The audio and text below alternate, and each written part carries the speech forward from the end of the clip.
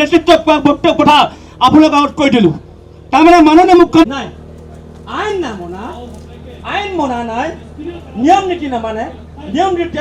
তেওঁলোকে ভৰিয়ে মোহাৰিছে তাতে আমছো আপত্তি মাননীয় মুখ্যমন্ত্ৰী পদ 2026 পুনৰ ক্ষমতাত আহিবৰ কাৰণে আমাৰ মাজত বিভাজন কৰিছে এতিয়া চৰ্চা কি কৰিব লাগিছিলে দেশত আইনমতে চৰকাৰ নিয়ম মতে চৰকাৰ কৰিছো এই প্ৰশ্ন কৰিবৰ কাৰণে মানুহক সুবিধা নিদিব অসমত এছআৰ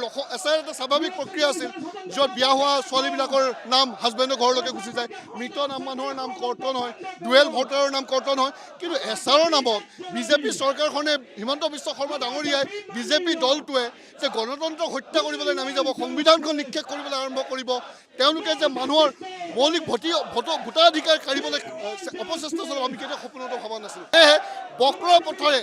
বৈধ ভাৰতীয় নাগৰিকৰ নাম যোনে তেওঁলোকক ভোট প্ৰদান কৰি তেওঁলোকৰ গণতান্ত্ৰিক অধিকাৰ সাব্যস্ত কৰি তেওঁলোকক চৰকাৰৰ পৰা বাহিৰ কৰিব তেওঁলোকৰ নাম কণ্ট্ৰল কৰিব উঠিবই লাগিছে সেইকাৰণে আমি জিলা বেচিছত প্ৰত্যেকখন জিলাত অৱস্থান ধৰ্মঘট কাৰ্যসূচী কৰিলোঁ মানৱ শৃংখল কাৰ্যসূচী কৰিলোঁ আৰু আজি আহি ইয়াত গুৱাহাটীত বহি কাৰণে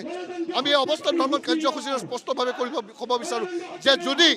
গণতন্ত্ৰক হত্যা কৰা এই প্ৰক্ৰিয়া চলি থাকে আৰু 10 তাৰিখত যদি বৈধ ভাৰতীয় নাগৰিকৰ নাম কণ্ট্ৰল কৰা হয় তেতিয়াহ'লে আমচুৰ শক্তিৰ প্ৰত্যাহ্বান কিন্তু ৰাষ্ট্ৰীয় ঘাইপথত ৰেলপথত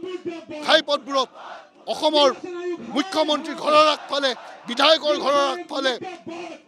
আদালতৰ মজিয়াত আমচুৰ শক্তিৰ প্ৰত্যাহ্বান কিন্তু সন্মুখীন হ'ব লাগিব